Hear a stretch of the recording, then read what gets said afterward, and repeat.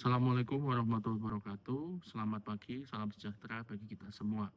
Perkenalkan, saya Satsia Yoga Baswara, SE MSc AKCA. Saya adalah dosen pendidikan akuntansi, Fakultas Ekonomika dan Bisnis Universitas Negeri Semarang.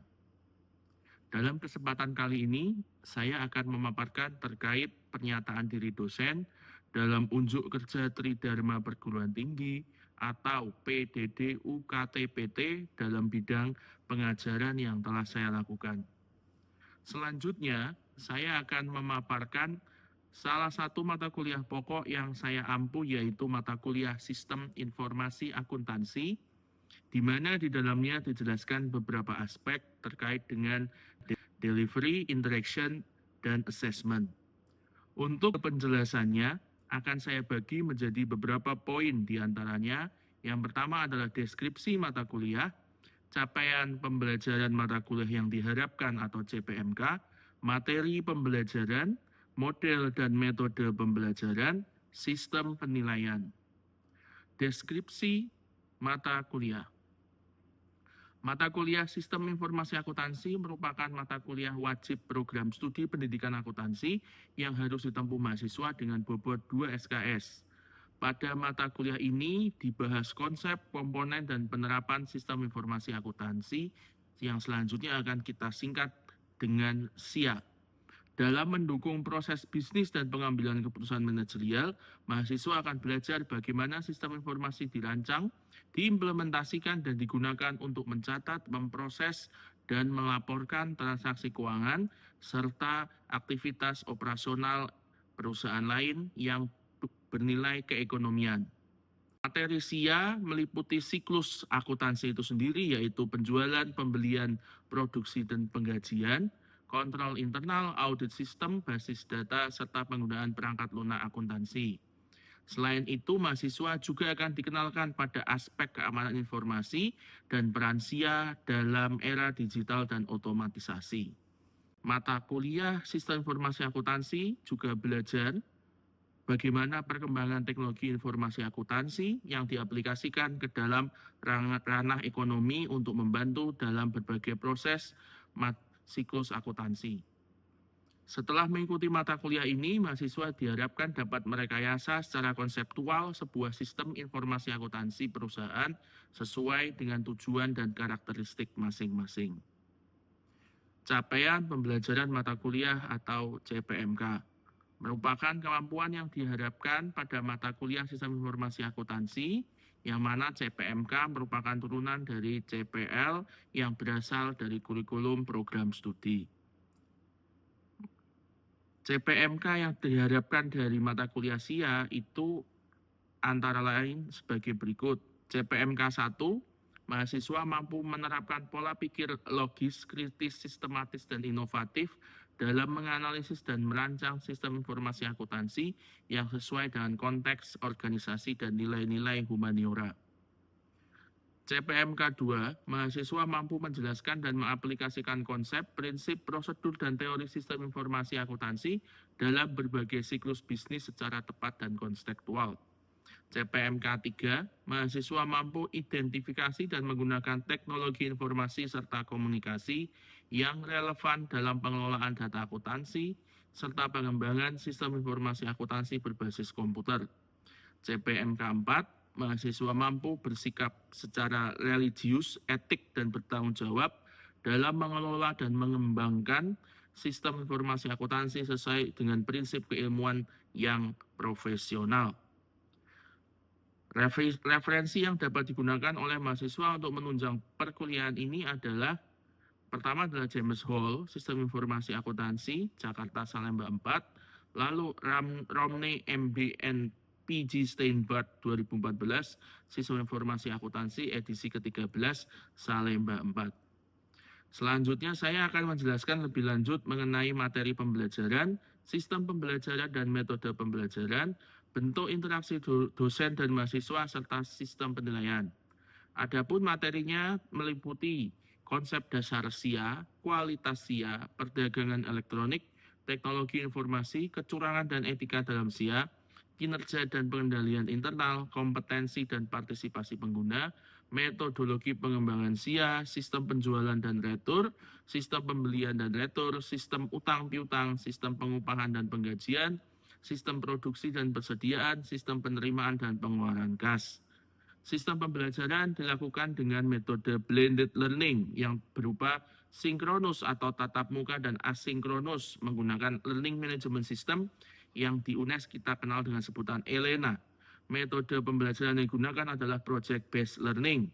Adapun sistem penilaian terdiri dari 6 komponen, yaitu aktivitas partisipatif yang berupa kehadiran dan partisipasi aktif saat kuliah sinkron, kontribusi dalam presentasi proyek, bobotnya 20%. Hasil proyek kelompok pada akhir semester, bobotnya 30%. Tugas terstruktur, individu maupun kelompok, bobotnya 30%. Kuis berupa tes formatif pilihan ganda, bobotnya 5%. Ujian tengah semester atau UTS berupa tes tertulis esai, bobotnya 5%. Ujian akhir semester atau UAS berupa tes sumatif esai, bobotnya 10%. Bentuk interaksi dan dalam pembelajaran selanjutnya akan dijelaskan dalam video berikut ini yang memuat aspek delivery, interaction, dan assessment. Selamat menyaksikan. Assalamualaikum, selamat pagi, salam sejahtera bagi kita semua. Selamat datang di kelas Sistem Informasi Akuntansi. Oke, kelas ini sesuai seperti sudah saya jelaskan di dalam awal kemarin, kita akan membahas beberapa hal, tapi utamanya kita untuk pertemuan kali ini akan membahas tentang The Information System Basic Concept, atau kalau dalam bahasa Indonesia itu adalah sistem informasi akuntansi secara konsep dasar dari perspektif akuntan. Sekali lagi saya bilang akuntan, bukan akuntansi ya. Karena akuntansi itu adalah bidangnya dan akuntan itu adalah orangnya. Yang pertama adalah memahami arus informasi utama dalam lingkungan bisnis. Kalau zaman dulu kita memahami akuntansi itu adalah jurnal, debit, kredit, uang masuk, uang keluar. Kalau zaman sekarang nggak bisa kayak gitu. Kita memahami akuntansi itu adalah sebuah proses bisnis yang utuh. Sebuah proses dengan dalam lingkungan bisnis yang utuh. Dari awal sampai akhir, nanti balik lagi dari akhir ke awal lagi. Kayak siklus accounting kayak gitu. Terus memahami perbedaan antara sistem informasi akuntansi dan sistem informasi manajemen. Jamak di akuntansi dan pendidikan akuntansi itu suka bingung. Bedanya apa sih SIM sama SIA? Mereka sebetulnya beririsan. Tapi sebenarnya beda. Karena itu nanti dijelasin. Terus selanjutnya adalah memahami perbedaan antara transaksi keuangan dan transaksi non-keuangan. Mengenal model umum untuk sistem informasi. Ada beberapa model itu jelas. Terus mengenal bidang fungsional bisnis, memahami tahapan dalam evolusi sistem informasi, dan memahami hubungan antara ketiga peran akuntan dalam suatu sistem informasi. Ketika di pengantar manajemen, saya yakin sudah pernah dijelaskan adanya layering dalam manajemen. Ya, itu ada top management, middle management, operation management, terus nah ini adalah posisi yang sangat jamak buat fresh graduate. Ya, operation personnel. Ini yang lari ke sana kemari, pesan nasi, pesan apa, pesan kopi, ya kayak gitu, fotokopi. Nah, nih, day to day operation information. Padahal ujung tombaknya ini. Kenapa saya bilang ujung tombak? Karena ketemu customer, ketemu suppliers, ya. Sedangkan top management itu ketemunya stakeholders.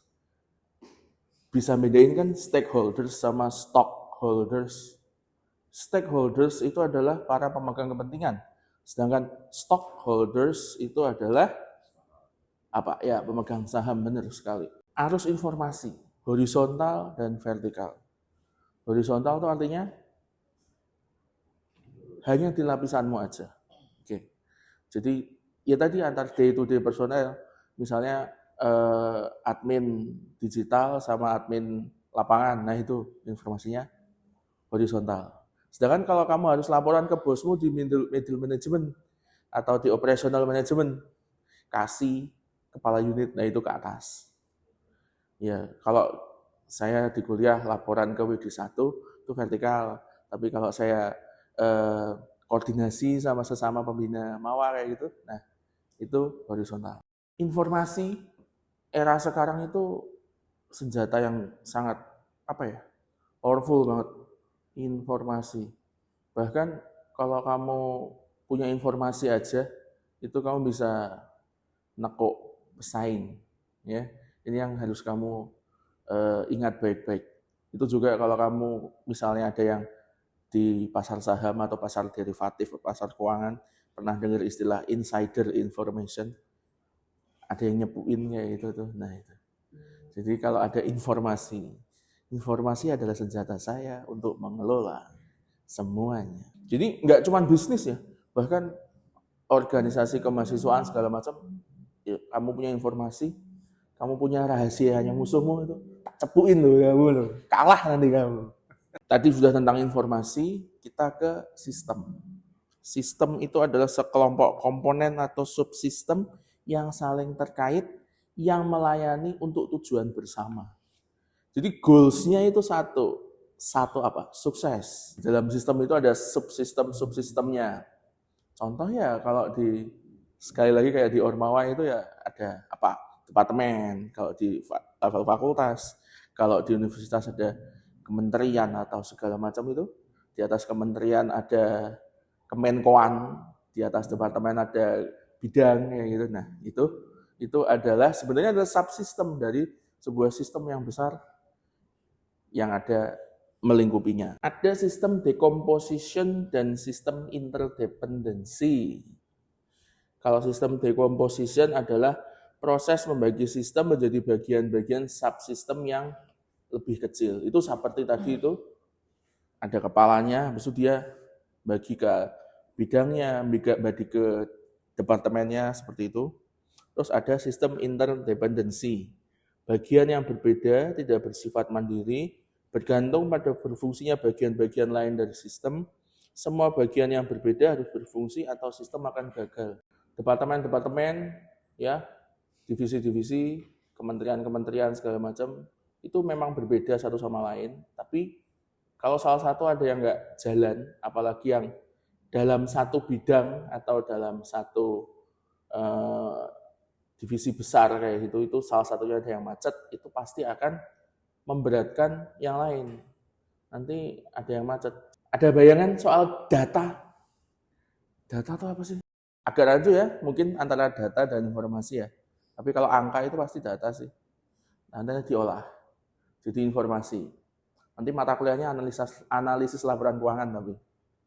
Ya, data keuangan kamu analisis jadi cerita nanti. Bahwa perusahaan ini mau bangkrut, perusahaan ini mau pilot, perusahaan ini pantas nggak dikasih kredit lagi, perusahaan ini pantas nggak dikasih investasi lagi. Itu adalah informasi. Basicnya adalah data, angka-angka. Itu hitungnya panjang tapi. Transaksi. Jadi transaction itu semua adalah sebuah kegiatan bisnis. Cuma ada yang melibatkan uang, ada yang melibatkan apa? Bukan uang. Yang uang itu adalah peristiwa ekonomi yang mempengaruhi aset dan ekuitas organisasi. Ada pergerakan uang, uang keluar, uang masuk. Ada yang ngutang, ada yang bayar, ada yang kredit, ada yang cash. Nah, sedangkan transaksi non-finansial, semua acara lain yang diproses oleh sistem informasi organisasi. Oke. Reservasi maskapai. Bisakah reservasi pesawat tapi nggak bayar dulu? Bisa mungkin. Bayar belakang. Kan kayak di Traveloka kayaknya ada menu kayak gitu. Financial transaction, non-financial transaction. Seperti yang tadi Mas Ilham bilang kan, data. Angka itu biasanya adalah financial transaction. Sedangkan non-financial transaction itu adalah tadi informasi. Bentuknya cerita. Bentuknya ya bisa juga kisah tentang sesuatu hal atau orang lain gitu. Melewati sebuah information system, dua ini jadi informasi. Biasanya bentuknya adalah cerita, narasi, deskripsi, detail tapi pada akhirnya informasi itu bisa bikin kamu bikin keputusan. Endingnya ini, keputusan yang berdasarkan dengan informasi yang entah dia angka atau non angka. Valid nggak? Valid. Ini kalau misalnya kamu kerja di bank, kamu jadi analis kredit, kamu diminta buat ini, bikin informasi layak nggak si perusahaan yang ini dikasih kredit tambahan, dikasih label green in investasinya bagus, hijau kayak gitu. Itu layak apa enggak? Itu berdasarkan ini. Nah, itulah mengapa pekerjaan analis kredit berat. Kenapa? Apalagi di bank ya. Itu nanti kalau udah sampai kredit menengah, terus kreditnya udah satu kapal tanker harganya 15 miliar kayak gitu misalnya. Wah, itu nggak main-main itu.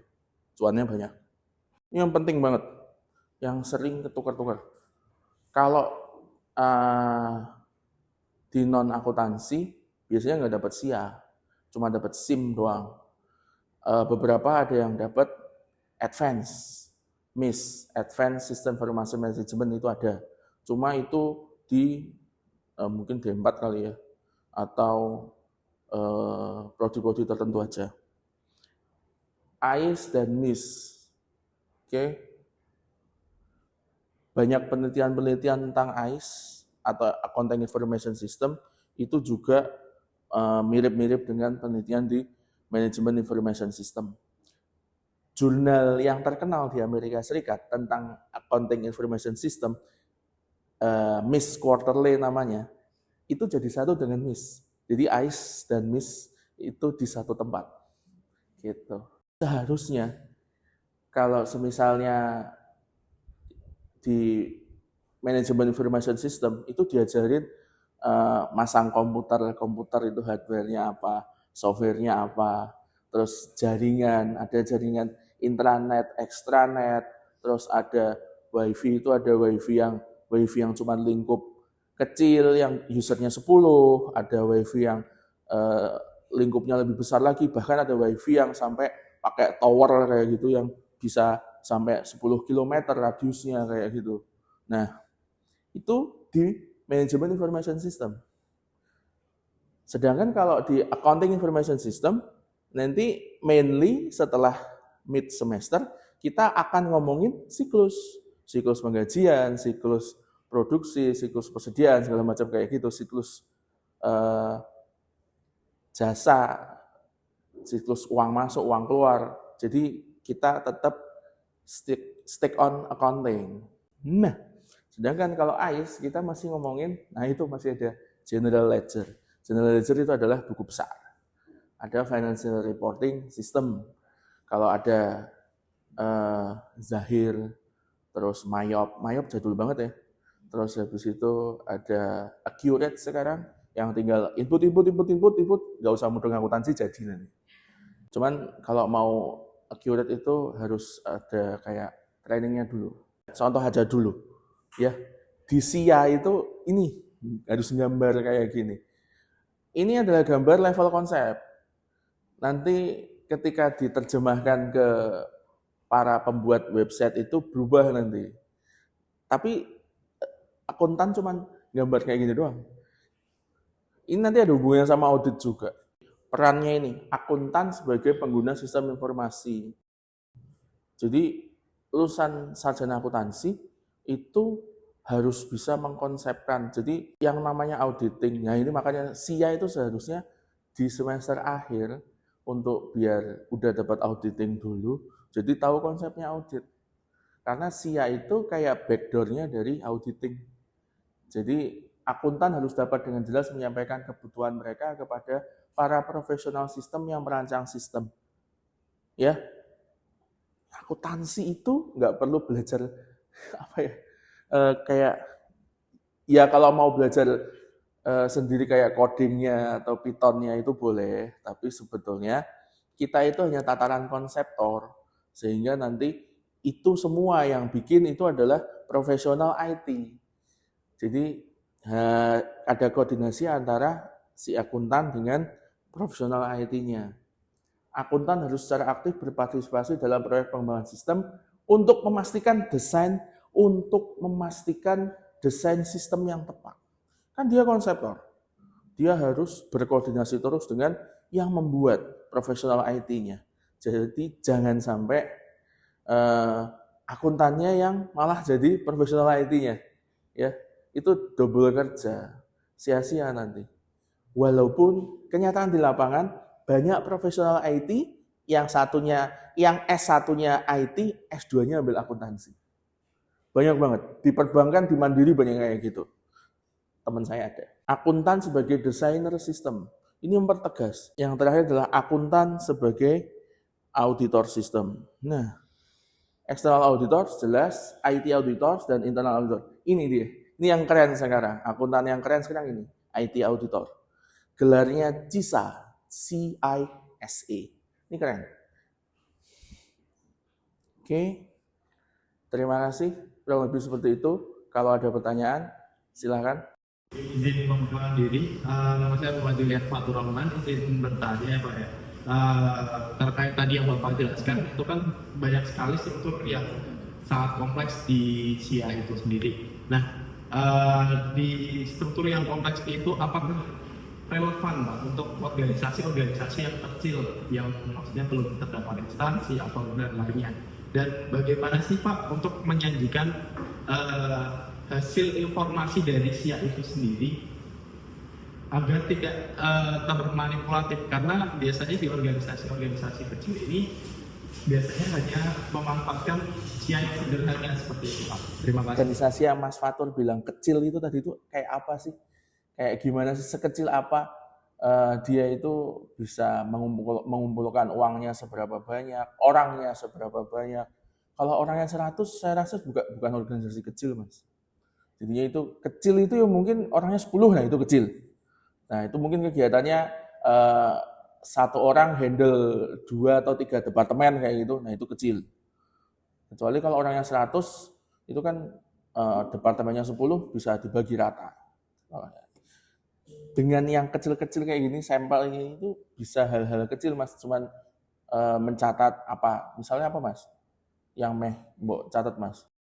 Kayak lebih simpel dari mulai bagaimana pemasukannya dari ibaratnya kan kalau organisasi kecil yang mungkin yang saya maksud itu kayak seperti Karang Taruna di desa ya Pak, itu kan masih kecil sangat, jadi belum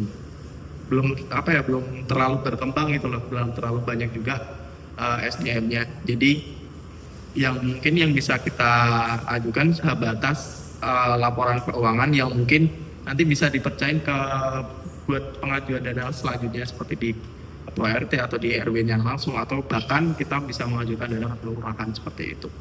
Ini gambar ini disesuaikan dengan laporan keuangannya seperti apa, akun-akun yang ada, karena kan kalau kita ngomongin Karang Taruna di desa itu nanti akunnya bakalan macam-macam.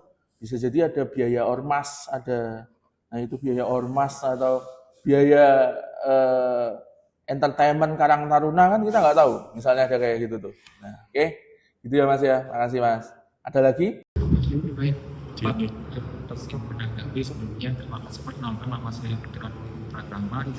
Terkait pertanyaan dari Mas Fatur mengenai agar tidak manipulatif. Jadi dalam hal ini saya terdapat 5 poin di mana agar SIA ini tidak termanipulatif. Yang pertama itu membangun sistem yang ketat, kemudian bagian tugas, audit internal yang berkala, otorisasi aktivitas, serta penggunaan yang transparan. Nah, dari 5 poin ini nanti akan mengurangi risiko dari manipulatif individu itu sendiri. Seperti itu. Terkait dengan keamanan. Nah itu barusan yang disampaikan oleh Mas Putra, makasih banget Mas sudah menyampaikan bahwa kita harus ada, salah satu poin tadi adalah otorisasi. Nanti ditambahin lagi ada autentifikasi. Oke, makasih Mas Putra. Oke, ada lagi yang mau bertanya? Tadi kan penjelasan dari Bapak itu bahwasanya kalau sistem informasi akuntansi itu berkaitan dengan IT ya Pak. Nah, pertanyaannya itu apakah seorang akuntan itu harus mahir terkait pemrograman IT-nya itu atau tidak harus menjadi akuntan bisa mahir dalam pemrograman itu. Terima kasih Pak. Mbak Niam, ini tadi sebenarnya saya jelaskan di sini ya. Kan akuntan itu adalah pengguna sistem informasi dan desainer sistem. Apakah akuntan harus canggih dalam IT? Kalau menurut saya sih cukupnya aja. Minimal kamu bisa membuka komputer, bisa nyalain komputer, mengoperasikan Windows kayak gitu ya. Gak usah kamu sampai harus Windows komputermu, laptopmu itu double operating system, satunya Windows, satunya Linux, atau satunya Windows, satunya Mac OS, atau Mac OS dengan Linux nggak perlu.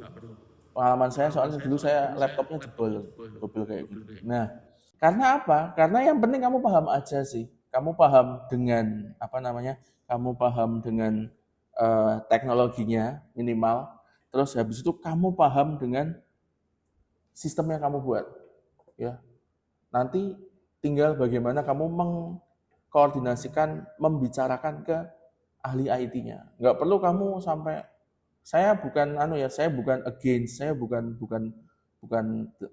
kontra dengan para auditor dan accountant yang sekarang pakai Python, pakai yang ya bahasa-bahasa XBRL ekstensif, yang laporan keuangan yang pakai bahasa pemrograman khusus, itu bukan against kayak gitu ya. Cuman basically kita itu cukup sampai sini.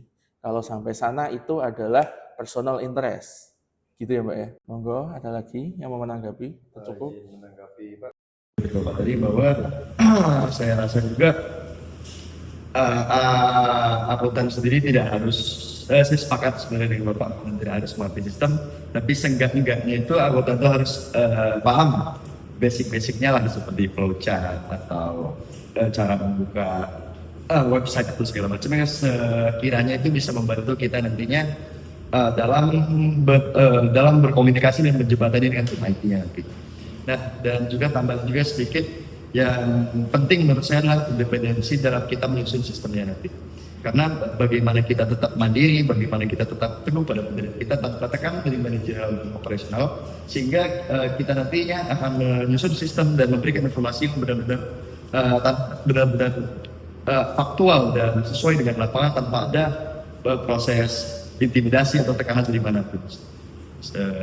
Sepertinya gitu teman. Caisar ya? Oke. Ya memang posisinya seperti itu Mas. Harus minimal tahu. Sedangkan kalau kamu mau lebih sampai Python, HTML segala macam, itu personal interest. Minimal kamu bisa jadi external auditor, minimal kamu bisa jadi internal auditor. Ketika kamu pengen jadi IT auditor, itu adalah personal interest. Itu sudah next level. Ada yang mau membantu untuk mengelaborasikan kuliah hari ini?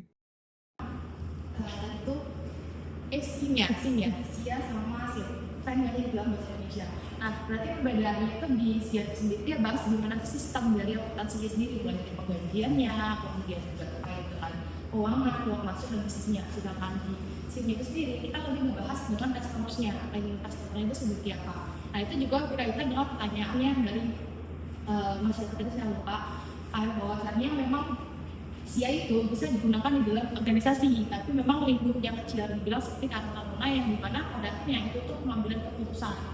Nah, untuk kalian menarik juga dari pertanyaan tadi itu sebenarnya kita tuh perlu juga memahami tentang AI tersebut, tapi lebih memahami bagaimana fitur-fiturnya saja. Ya, kita tuh bisa mengorganisirkan gimana setting IT-nya, suatu sistem itu dapat dirancang sesuai dengan yang kita inginkan dan sistemnya. Jadi bukan sekedar mengetahui apa aja isi dari sistem informasi sendiri, tapi kita juga harus paham fitur dari IT tersebut agar kebutuhan kita untuk rancang yang kita inginkan. Itu yang saya pahami sih. Oke, terima kasih sekali Mbak Siska. Oke, saya rasa cukup kuliah hari ini. Tadi sudah ada yang bertanya, ada yang menanggapi, terus habis itu ada juga yang mengelaborasikan. Oke, saya rasa cukup. Semua yang berpartisipasi itu akan mendapatkan nilai partisipasi sesuai yang sudah saya floorkan ketika membicarakan kontrak kuliah. Oke, juga nilai tugasnya, juga nilai pertanyaannya. Terima kasih. Selamat siang. Wassalamualaikum warahmatullahi wabarakatuh. Salam sejahtera bagi kita semua. Assalamualaikum.